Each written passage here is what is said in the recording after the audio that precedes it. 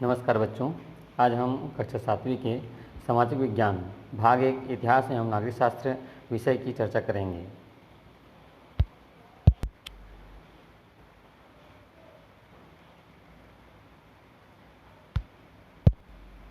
अध्याय 1 छोटे छोटे राज्यों का विकास।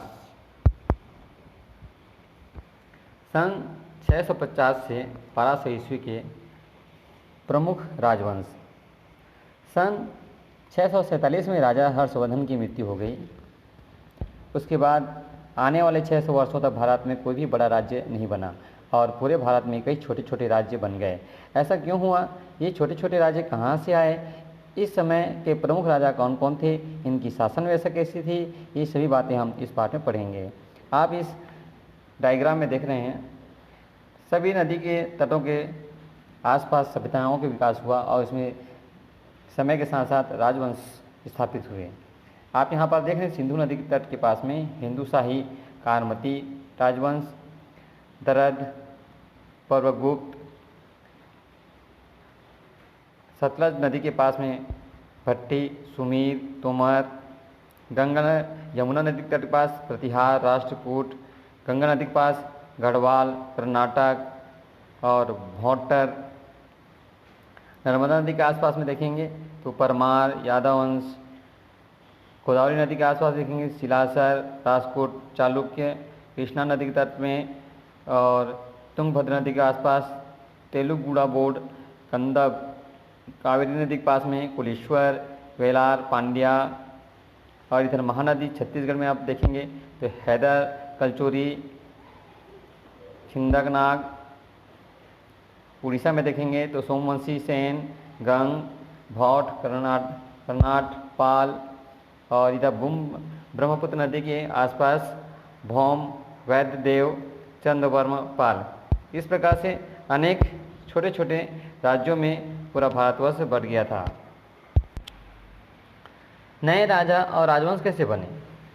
सन 650 के आसपास के प्राप्त शिलालेखों और ताम्र पत्रों से पता चलता है कि इस समय भारत में कई शक्तिशाली राजा हुए जिन्होंने अपने आसपास के इलाकों को जीतकर अपने राज्य में मिला लिया। लेकिन बाद में इन राजाओं के उत्तराधिकारी इतने योग्य नहीं हुए। इस कारण से उनके राज्यों के अधिकारी, प्रांत प्रमुख, सेना प्रमुख आदि अपने इलाकों में ज़्यादा आज़ादी से शासन करते थे और धीरे धीरे उस राजा की अधीनता मानने से भी इनकार करने लगे। उदाहरण के लिए पश्चिम भारत के एक राज्य में राष्ट्रकूट वंश का शासन था, जो पहले चालुक्य राजाओं के कर्मचारी हुआ करते थे, परंतु 8वीं शताब्दी में उन्होंने अपनी ताकत बढ़ाकर अपने आप को स्वतंत्र शासक के रूप में स्थापित कर लिया। कभी कभी ऐसा भी हुआ कि किसी शक्तिशाली योद्धाओं ने अपने साथियों के साथ कमज़ोर कबीलों और बस्तियों पर आक्रमण कर अपना अधिकार स्थापित कर लिया।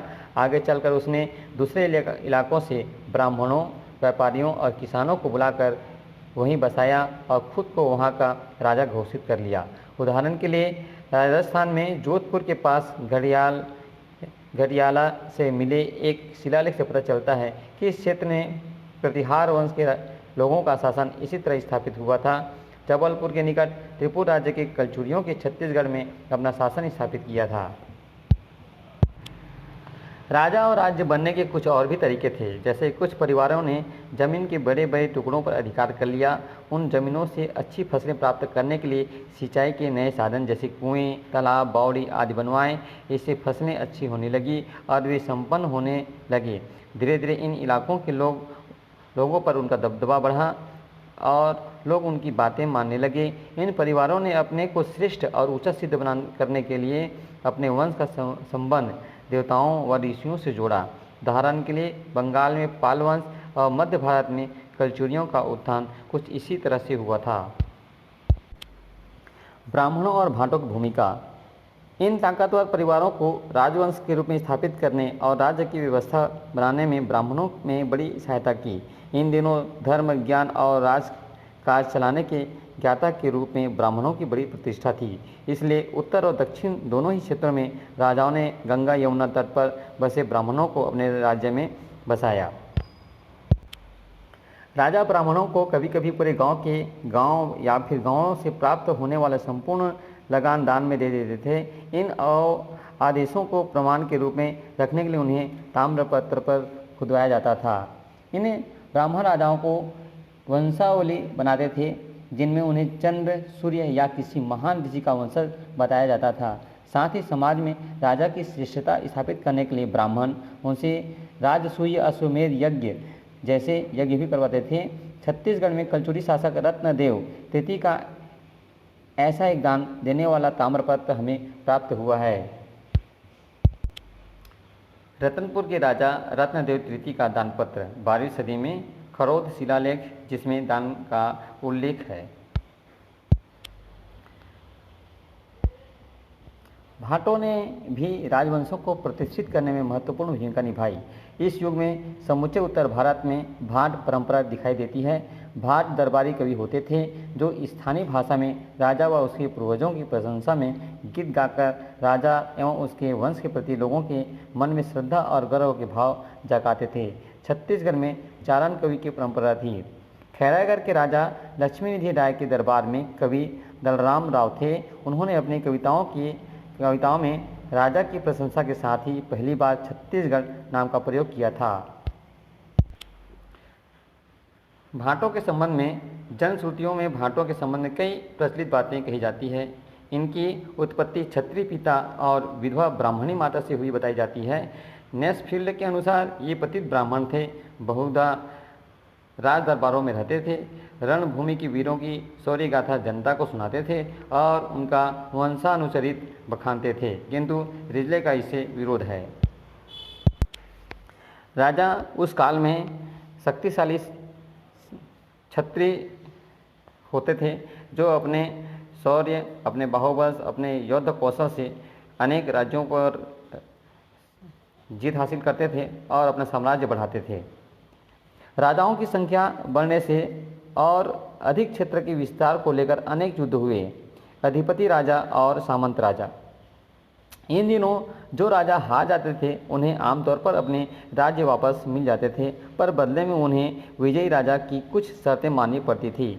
पराजित राजा को यह स्वीकार करना पड़ता था कि विजयी राजा उसका स्वामी है।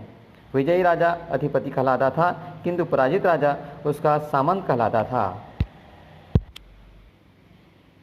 यह दिखाने के लिए कि वह किसी राजा का अधीन है, पराजित राजा को अपने नाम के आगे यह बात लिखनी पड़ती थी, जैसे परम भट्टारक परमेश्वर महाराजाधिराज श्री भोज देव के चरणों में रहने वाला महासामंत श्री क्षितिपाल। इसके अतिरिक्त सामंत अपने अधिपति के प्रति अपनी कृतज्ञता दिखाने के लिए उसके पास समय समय पर मूल्यवान भेंट भी भेजते थे। साथ ही जब भी अधिपति राजा कोई युद्ध लड़ रहा होता तो सामंतों को उसकी सहायता के लिए अपनी सेना लेकर जाना पड़ता था। कुछ महत्वपूर्ण राजवंश सन 800 ईस्वी से लगभग 1000 ईस्वी तक उत्तर पूर्वी और मध्य भारत दक्षिण में 3 बड़े प्रभावशाली राजवंश बने। उत्तर भारत में प्रतिहार वंश, पूर्वी भारत में पाल वंश और दक्षिण में राष्ट्रकूट वंश। इन तीनों वंशों के राजा कन्नौज पर अधिकार करने और उत्तरी भारत पर अपना अधिकार स्थापित करने के लिए आपस में लगभग 200 वर्षों तक लड़ते रहे और इसी कारण तीनों राज्यों की शक्तियाँ भी नष्ट हो गई। छत्तीसगढ़ के कलचुरी राजा। छत्तीसगढ़ में कलचुरी वंश हैदर वंश के राजा राज्य कर रहे थे। उनमें कलिंगराज, रत्नदेव, जाजल्यदेव आदि प्रमुख हैं। सन 1000 ईस्वी के आसपास कलिंगराज ने अपने समूचे दक्षिण कोसल पर अधिकार कर लिया। उसने तुम्माण नगर में अपनी राजधानी स्थापित की और लंबे समय तक स्वतंत्रपूर्वक शासन किया। इसी वंश के रत्नदेव ने महाकौशल क्षेत्र में रतनपुर को राज्य की नई राजधानी बनाया। इन दिनों महाकौशल के क्षेत्र में रतनपुर की बराबरी का कोई शहर नहीं था। कलचुरी वंश के राजा अपने आप को राजपूत कहते थे। उनके अतिरिक्त इस काल में भारत के दूसरे इलाकों में भी, विशेष उत्तर पश्चिम व मध्य भारत में कई राजपूत राजवंश प्रभावित हुए। उनमें से कुछ प्रमुख थे चौहान, तोमर, परमार, गुर्जर, प्रतिहार आदि। इन राजवंशों की विशेषता यह थी कि उन्हें वंश की कई शाखाएं अलग अलग जगहों पर राज्य करती थी। इस समय मध्य भारत में परमार वंश के राजाओं का शासन था। उस वंश के राजाओं में सबसे प्रसिद्ध था राजा भोज। भोज ने सन 1000 ईस्वी से 35 ईस्वी तक शासन किया। अपनी शक्तिशाली सेना के कारण ही वह एक विशाल साम्राज्य स्थापित करने में सफल हुआ था। भोज एक पराक्रमी राजा होने के साथ साथ विज्ञान, साहित्य और वास्तुकला में भी गहरी रुचि रखता था। यहाँ हम प्रमुख राजवंश एवं संस्थापक को देखते हैं। बिंबिसार ने हर्यक वंश, चंद्रगुप्त मौर्य ने मौर्य वंश, श्रीगुप्त ने गुप्त वंश, कुतुबुद्दीन ऐबक ने गुलाम वंश और बाबर ने मुगल वंश स्थापित किया। इसी समय मध्य एशिया का एक शक्तिशाली शासक हुआ जिनका नाम था महमूद गजनवी। उसने सन 1000 ईस्वी से 1025 तक बार बार उत्तर भारत के राज्यों पर आक्रमण किया और धन लूटकर अपने राज्य वापस चला गया। उसके राज्य में एक बड़ा विद्वान था अल बुरूनी। वह गणित, खगोलशास्त्र और अलग अलग धर्मों का गहराई से अध्ययन करने भारत आया था। यहाँ आकर उसने संस्कृत भाषा सीखी और कई वर्षों तक जगह जगह भ्रमण कर पुरानी पुस्तकों का अध्ययन किया। अपने देश लौटने के बाद उसने सन 1030 ईस्वी में अरबी भाषा में एक किताब लिखी जिसका नाम था तहकीक-ए-हिंद। इस किताब में उसने भारत के लोगों, उनके धर्म, रीति रिवाज, विज्ञान, गणित और खगोलशास्त्र आदि के बारे में विस्तार से लिखा। यह है अल बुरूनी का चित्र। शासक की नीति। इन अधिकारियों को राज्य की तरफ से नियमित वेतन नहीं मिलता था, बल्कि बड़े बड़े भूक्षेत्र या कई गांव उनके नाम कर दिए जाते थे। इन क्षेत्रों से उनके लोग लगान आदि वसूल करते थे। इस वक्त लगातार युद्धों के चलते रहने के कारण सेना का महत्व बढ़ गया था। राजाओं की सेना बहुत बड़ी नहीं होती थी।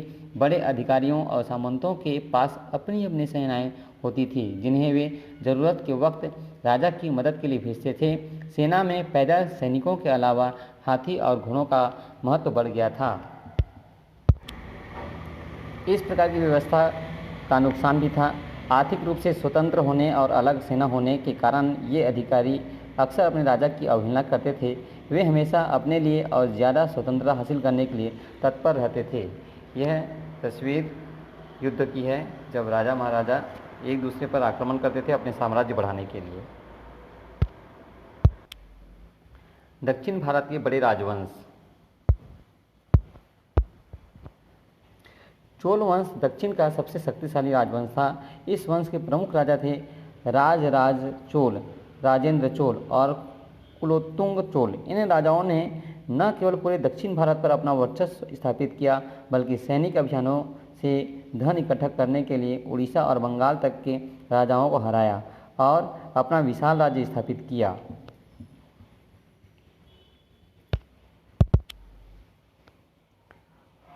चोल वंश उन्होंने अपने समुद्री बेड़ों की मदद से समुद्र पार कर श्रीलंका, इंडोनेशिया, मलेशिया और मालदीव पर भी चढ़ाई की। श्रीलंका का एक बड़ा हिस्सा लंबे समय तक चोल राज्य का हिस्सा बना रहा। चोल राजाओं की इन सैनिक सफलताओं का आधार था उनकी शक्तिशाली थल और जल सेना। सैनिक अभियानों से मिले धन से चोल राजाओं ने कई भव्य मंदिर बनवाए। मंदिरों में स्थापित देवताओं के नाम उन मंदिरों की बनवाने वाले राजाओं के नाम पर होते थे। जैसे राजराज चोल ने राजराजेश्वर मंदिर बनवाया। अपनी सेना जुटाने और शासन के अन्य खर्चों के लिए चोल शासक प्रजा पर विभिन्न प्रकार के कर लगाते थे। भूमि पर लगने वाला कर उनमें सबसे महत्वपूर्ण था। यह कर उत्पादन के 1/3 हिस्से तक होता था। उसके अलावा व्यापार पर लगने वाला कर भी काफ़ी महत्वपूर्ण था। इसी के साथ साथ बड़े निर्माण कार्य जैसे तालाब, नहर आदि को बनाते समय गांव वालों से बेगारे की मांग भी की जाती थी। ग्राम व्यवस्था एवं स्थानीय स्वशासन का इस युग में विकास हुआ।